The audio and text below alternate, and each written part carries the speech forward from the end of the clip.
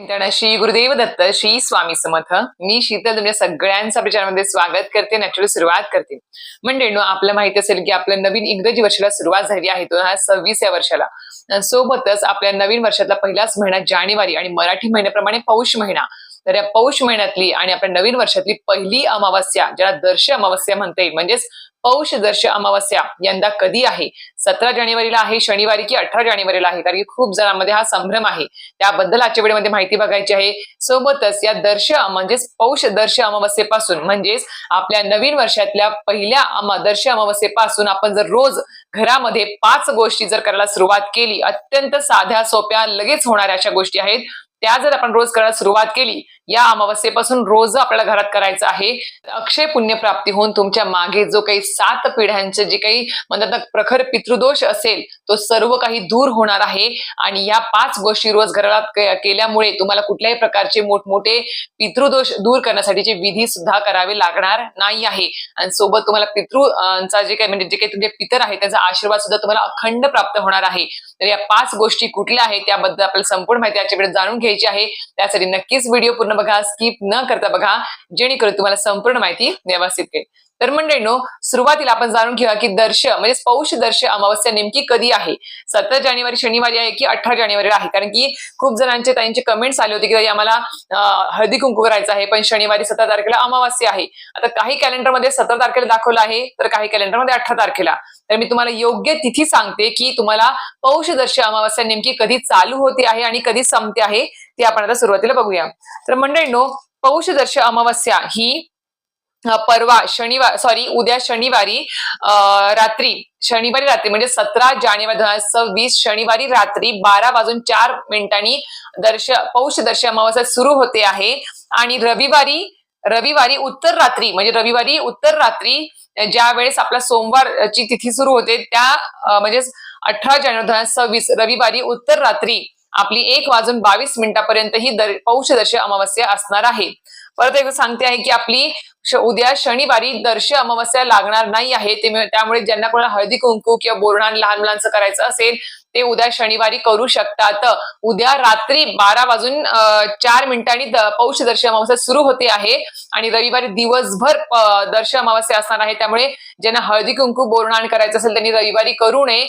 अमावास्या दिवशी कुठलेही शुभ कार्य करू नये, आपणास माहिती असेल. त्यामुळे ह्या हळदी कुंकू बोरणान या गोष्टी त्या दिवशी तरी तुम्हाला टाळायच्या आहेत. जर सुरुवातीला तुम्हाला या गोष्टी कळायला असेल की मला पौष दर्श अमावास्या नेमकी कधी आहे, शनिवारी की रविवारी, तर रविवारी आपल्याला ते सर्व नियम पाळायचे आहेत अमावास्येचे. 17 तारखेला नाही, म्हणजे उद्या कुठलाच नियम लागू होणार नाही आहे आपल्याला. आणि उगवत्या तिथीनुसार आपल्याला 18 जानेवारी 2026 रविवारी दर्श अमावास्या ही जे काही आपण करतो अमावास्याचे जे काही आपण विधी असेल किंवा दान धर्म असेल, त्या काही गोष्टी आहेत, तोडगे वगैरे उपाय, ते सर्व आपल्याला रविवारीच करायचे आहे. आता आपल्याला माहिती असेल की आपल्याला ज्यावेळेस आपल्या घरामध्ये प्रखर पितृदोष लागलेला असेल किंवा एखाद्या व्यक्तीच्या कुंडलीमध्ये पितृदोष सांगितला असेल, तर विचार करा त्या घरामध्ये काय काय गोष्टी घडतात. म्हणजे तुम्हाला माहितीच असेल, आता ज्यांना कोणाला अनुभव आले आहेत प्रखर पितृदोषाचे त्यांना तर माहितीच आहे की आपल्याला कुठल्याच क्षेत्रामध्ये यश मिळत नाही. प्रखर पितृदोष जर तुमच्या मागे लागला असेल, पितरांचा आशीर्वाद जर तुमच्या सोबत नसेल, तर तुम्हाला कुठल्याच गोष्टीमध्ये यश मिळणार नाही. भलेही तुम्हाला लाख 1.5 लाख पेमेंट असेल तरी सुद्धा तुम्हाला घरात तो टिकणार नाही. कुठल्या ना कुठल्या तरी त्याला फाटा फुटणार आणि तो पैसा खर्च होणार. उलट अजून एक तिसरी गोष्ट म्हणजे घरामध्ये सततचा आजार, पण तुम्हाला एक व्यक्ती झाली की एक व्यक्ती आजारी पडेल, किंवा एखादी अशी व्यक्ती असेल जी तिचा आजार बराच होत नाही आहे, सर्व निदान झाले, सर्व काही झालं, पण तरी सुद्धा तिला बरं वाटणार नाही. ह्या पण गोष्टी घडतात. घरात शुभ कार्य घडत नाहीत, घरामध्ये नवीन जोडप्यांना संतान प्राप्ती होत नाही, मुलांचं शिक्षण आहे किंवा नोकरी आहे त्यांना त्याच्यामध्ये यश मिळत नाही मनासारखं, मुलं वाईट मार्गाला लागणे असेल, घरातला कर्ता पुरुष वाईट व्यसनाला लागणे असेल, घरामध्ये भांडण किरकिर असेल, कोणाचं कोणाशी पटत नाही आहे, या सर्व जी काही कारण आहे ती प्रखर पितृदोषाचीच आहेत.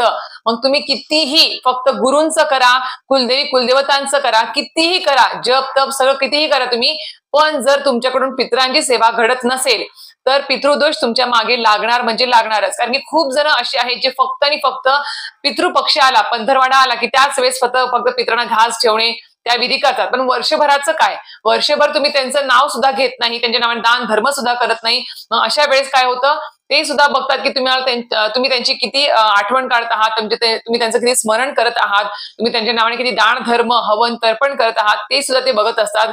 आणि जर तुम्हाला त्याचा विसर पडला त्या गोष्टींचा, तर खरंच सांगते आपल्याला प्रखर पितृदोषाला सामोरं जावंच लागतं. आणि आता मी तुम्हाला जी काही लक्षणं कारण सांगितली ती त्याचीच आहे. मग तुम्हाला कितीही तुम्ही काही करा, तो प्रखर पितृदोष तुमचा दूर होणार नाही. पण आणि आता कधी कधी काय होतं, आपण ज्यावेळेस एखाद्यांना सांगतो की आम्हाला कोणी कोणी सांगतो तुम्हाला, तर तुम्ही ज्याच्याकडे दाखवता पत्रिका असेल किंवा कोणी सांगतो तुम्हाला की प्रखर पितृदोष तुमच्या मागे लागला आहे किंवा कुंडलीत आहे, तुमच्या पत्रिकेमध्ये आहे, पण त्यावेळेस तुम्हाला विधी सांगतात, नारायण नागबळी असेल किंवा इतर काही विधी सांगतात, ते करा म्हणतात तुम्हाला. पण काय होतं की प्रत्येक कुटुंबाची आपली म्हणतात ना आर्थिक परिस्थिती ही सारखी नसते. त्यामुळे कोणाला जमतं, कोणाला जमत नाही. कारण की त्याच्या जे काही फी आहेत किंवा देणगी आहेत ते भरपूर प्रमाणात असते. त्यामुळे प्रत्येकाला विधी करणं शक्य होईल असंच नाही. मग काय होतं की टाळाटाळ होते, बघता येईल, करता येईल, मग आपण पुढे ढकलतो त्या गोष्टी. आणि असं करत करत आपण एक प्रकारे ते विसरून जातो गोष्टी. आणि त्यानंतर काय होतं, मग आपल्याला सर्व संकटांना, अडचणींना सामोरं जावं लागतं. मग तुम्ही कितीही मेहनत करा, कष्ट करा, कितीही प्रामाणिक वागा, काही करा, तरी सुद्धा तुमच्या आयुष्यातला हा प्रखर पितृदोष गेल्याशिवाय तुमच्या आयुष्यात यश, सुख, समृद्धी, आर्थिक प्रगती असेल, संसाराची प्रगती असेल, डोक्यावरचं कर्ज वाढणे असेल, या सर्व गोष्टी दूर होणार नाही आहेत आणि प्रगती सुद्धा तुमच्या संसाराची होणार नाही आहे.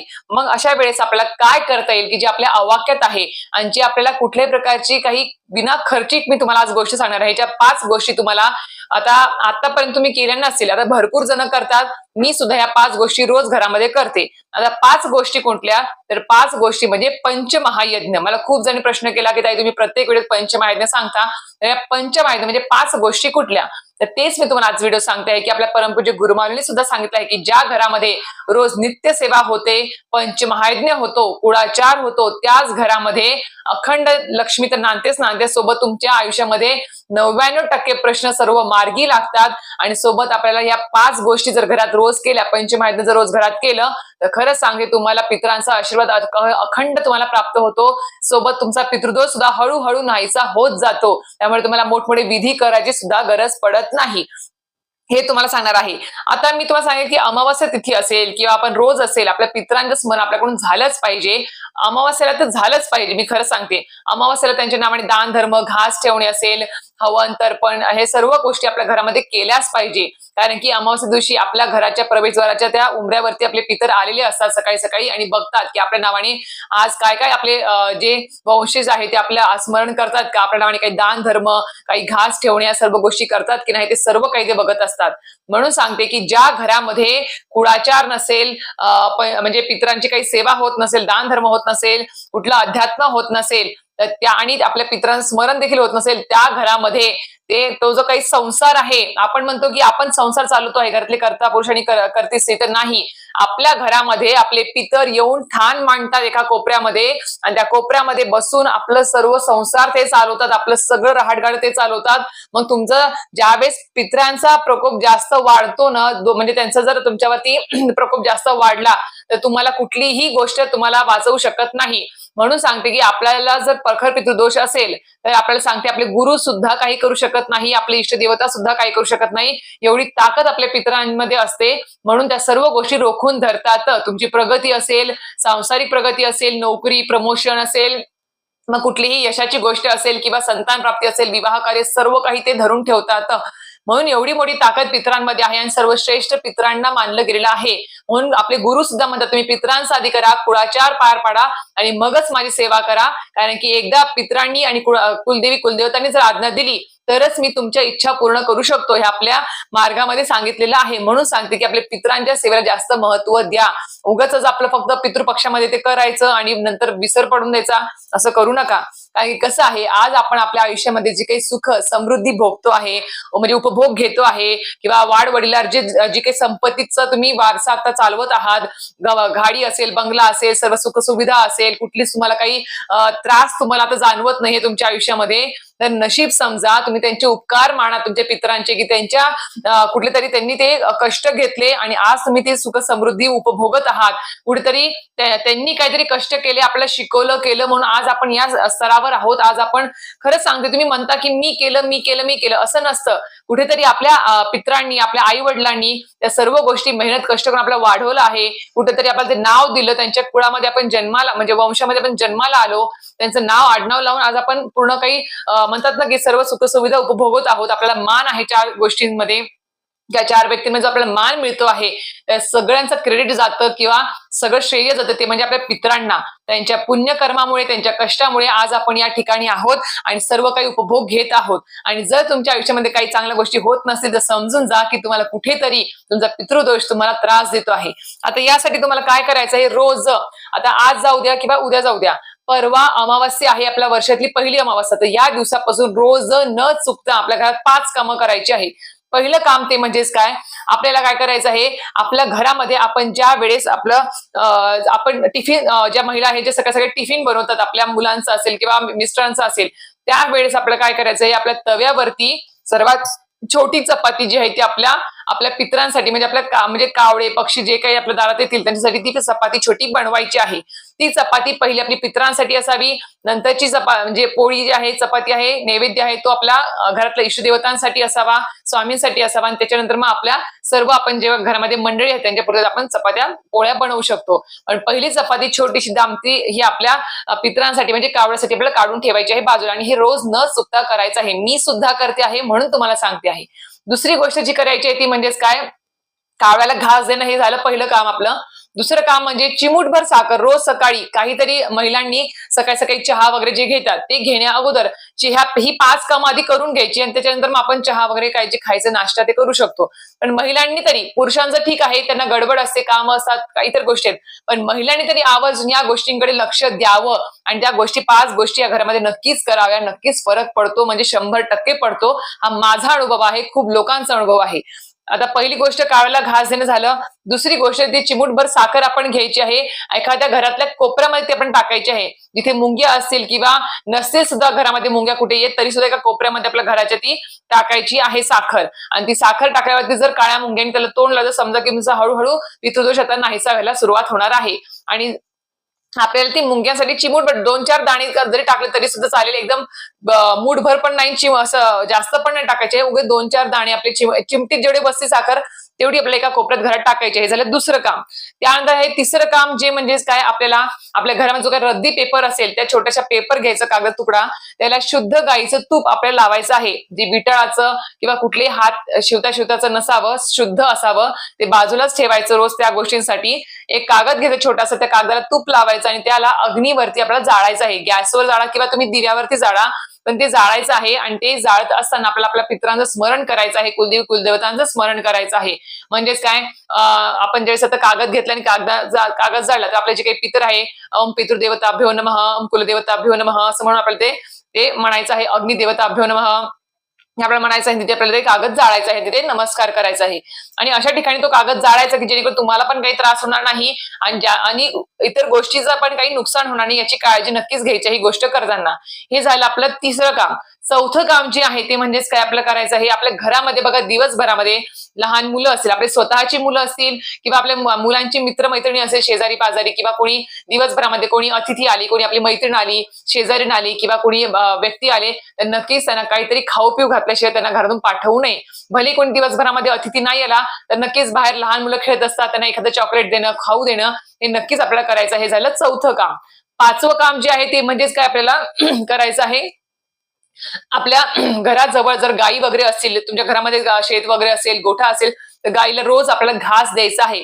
घास म्हणजे काय, चारा त्याला आपल्याला गायीला खाऊ घालायचं आहे. आता शहरामध्ये राहतो आहे, गायी वगैरे नाही आहेत जवळपास, तर काय करायचं, गौशाळा म्हणून किंवा गो संवर्धन म्हणून अशा योजना भरपूर ठिकाणी राबवल्या जातात. किंवा आपल्या जवळपास जर दिंडोरी स्वामी समर्थ केंद्र असेल, त्या केंद्रामध्ये सुद्धा तुम्ही गो संवर्धनासाठी किंवा गौशाळासाठी किंवा गायीला चारा खाऊ घालण्यासाठी तुम्ही दान धर्म पेटीमध्ये करू शकता.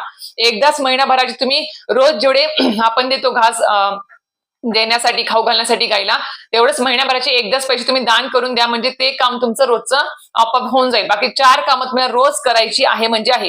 हे झालं पंचमहायज्ञ. ह्यालाच तुम्ही 5 कामं जी आहे ती अत्यंत साधी सोपी आहे. मला सांगा काही खर्चिक आहे का? नाही. मग तुम्ही ही रोज जर आपण वेळात वेळ काढून जर सकाळी सकाळी करून घेतली तर खरंच सांगते, हळूहळू तुम्हाला जाणवायला सुरुवात होईल की आपल्या घरातले प्रॉब्लेम्स दूर होत आहेत, आपल्या यशाच्या मार्गामध्ये जे काही अडथळे आहेत, संकट आहे ते दूर होत आहेत, आपल्या घरामध्ये पैसा टिकतो आहे, अन्नधान्य टिकत आहे, घरामधली रोगराई, आजारपण ते सगळं दूर होत आहे. सर्व गोष्टी तुम्हाला हळूहळू जाणवायला सुरुवात होईल. फक्त ही 5 कामं रोज तुम्हाला न चुकता करायची आहे. आणि प्रत्येक वेळी सांगते, तुम्ही तुमची इच्छा कुठली असेल किंवा काही तुम्हाला म्हणजे इच्छा पूर्ण व्हावी, नवस पूर्ण व्हावा, काहीतरी असेल, त्यावेळेस तुम्ही मोठमोठे पारायण करता. मोठमोठे पारायण करून काहीच फायदा नाही. मी खरं सांगते, मेन बेस जर तुमचा पक्का नसेल, तुम्ही रोजची नित्य सेवा पंचमहायज्ञ कुळाचार पार पडत नसाल, तर तुमच्या मोठमोठ्या पारायणाला सुद्धा काही फायदा नाही. कारण की खूप जणांचे असे सुद्धा मेसेज येतात की ताई, आम्ही आता सलग मी 2 पारायण केले, माझं 1 पारायण झालं, त्यावेळेस मला काही त्रास नाही झाला, पण तरी सुद्धा माझी इच्छा पूर्ण नाही झाली किंवा मला अनुभूती नाही आहे. कशी येणार? कारण की तुमची रोजची नित्य सेवाच नाही आहे, पंचमहायज्ञ तुम्ही करत नाही आहात, म्हणजे पितरांची सेवा असेल. आणि या रोज 5 कामं केल्यामुळे काय होतं, तर आपल्या ह्या 5 कामांमुळे आपल्या पितरांचं स्मरण होतं, पितरांचं आपल्या तोंडावाटे जे त्यांचं नाव घेतलं जातं आणि एक प्रकारे दान धर्म सुद्धा त्यांच्या नावाने होऊन जातो. तर अशा प्रकारे 5 कामं साधीसोपी रोज घरात करायलाच पाहिजे आणि कुळाचार एक पार पाडला पाहिजे, तरच तुमची मोठमोठे पारायणाची सेवा फळाला लवकर येत असते. काही जणांना खूप लवकर अनुभूती येते का? कारण की त्यांची नित्य सेवा रोज आहे, पंचमहायज्ञ रोज आहे, कुळाचार रोज आहे. म्हणूनच तुम्हाला हेच, आता मी नाही तर परमपूज्य गुरुमाऊलीच हे सांगत असतात नेहमी. म्हणून तुम्हाला सांगते की जर तुम्हाला तुमच्या इच्छा पूर्ण करायच्या असतील, मोठमोठे पारायण तर कराच करा, त्याला काही मी नाही म्हणत नाहीये, पण सोबत जी आपली बेसिक सेवा आहे त्याला सुद्धा तुम्हाला वेळ देणं खूप गरजेचं आहे. आणि नित्य सेवेला पंचमहायज्ञ तर सकाळीच करावा. नित्य सेवेला वेळेचं बंधन नाही, तुम्ही ब्रह्ममुहूर्तापासून ते रात्री झोपेपर्यंत कधीही करू शकता, काही हरकत नाही आहे. फक्त नित्य सेवा करायच्या आधी जेवण वगैरे करू नका, एवढंच तुम्हाला पाळायचं आहे. आणि रोजची नित्य सेवा करत असताना पंचमहायज्ञ किंवा कुळाचार किंवा इतर पारायण करत असताना परान्न सुद्धा वर्ज्य करायचं आहे. अमावास्या, पौर्णिमा या ज्या तिथी असतात या दिवशी तरी आवर्जून परान्न कडकडीत बंद करायचं आहे. या दिवशी तरी चुकून सुद्धा परान्न खाऊ नये. मी खरं सांगते, याचे खूप मोठे दोष आपल्याला लागत असतात आणि आपलं सगळं पुण्य सेवेचं वाया जात असतं, आपल्याला त्याचं काही सुद्धा फळ मिळत नाही. हा सुद्धा एक नियम आहे. या 5 गोष्टी करायला विसरू नका. आता पौष दर्श अमावस्येपासून रोज आपल्या घरात ही 5 कामं झालीच पाहिजे, हा ठाम निश्चय करा. मी स्वतः करते, मला अनुभूती खूप वर्षापासूनची आलेली आहे. आणि मी असं नाही म्हणणार की आज मी पंचमहायज्ञ केलं की लगेच मला फळ नाही, तो करत जा, हळूहळू तो दूर होणार. आणि मग तुम्हाला कुठल्याही प्रकारचे म्हणतात ना, आपल्या स्वामी सेवेतल्या जे काही उपाय तोडगे आहेत त्याने जर आपण नित्यनियमाने आपण केलं आणि नित्यसेवा आपण रोज जर केली, तर कोणासमोरही तुमची कितीही जास्त खराब पत्रिका असू दे, कुंडली असू दे, ती सुद्धा नीट करण्याचं काम आपली ही सेवा आपले स्वामी समर्थ महाराज करत असतात, ब्रह्मांड नायक करत असतात. म्हणून सांगते की तुम्हाला कोणासमोर हात दाखवायची सुद्धा गरज पडणार नाही, पत्रिका दाखवायची सुद्धा गरज पडणार नाही. फक्त आपलं नित्य नियमाने रोज स्वामींचं नामस्मरण, नित्य सेवा, पंचमहायज्ञ, कुळाचार आणि जे काही वारानुसार सणावारानुसार सेवा असेल, पारायण असेल, ते करत चला. आणि स्वामींवर विश्वास ठेवा, कुठल्याही प्रकारची शंका त्यांच्यावर उद्भवू नका, निशंक मनाने त्यांची सेवा करा. सर्व काही स्वामी महाराज नीट करणार म्हणजे करणारच, हे खरं सांगते तुम्हाला 100% शाश्वत सत्य आहे. तर अशा प्रकारे तुम्हाला ही 5 कामं रोज करायची आहे आणि ही 5 कामं केल्यामुळे प्रखर पितृदोष दूर होणारच होणार, पण तुम्हाला अक्षय पुण्य प्राप्ती सुद्धा प्राप्त होणार. कारण की पितरांचा आशीर्वाद तुमच्या सोबत असेल तर तुम्हाला कुठल्याही क्षेत्रात तुम्हाला मागे खेचायचं काम कोणी सुद्धा करू शकणार नाही. तर अशा प्रकारे तुम्हाला आजचा व्हिडिओ माहिती आवडला नक्कीच लाईक, शेअर, सबस्क्राईब करायला विसरू नका. श्री स्वामी समर्थ.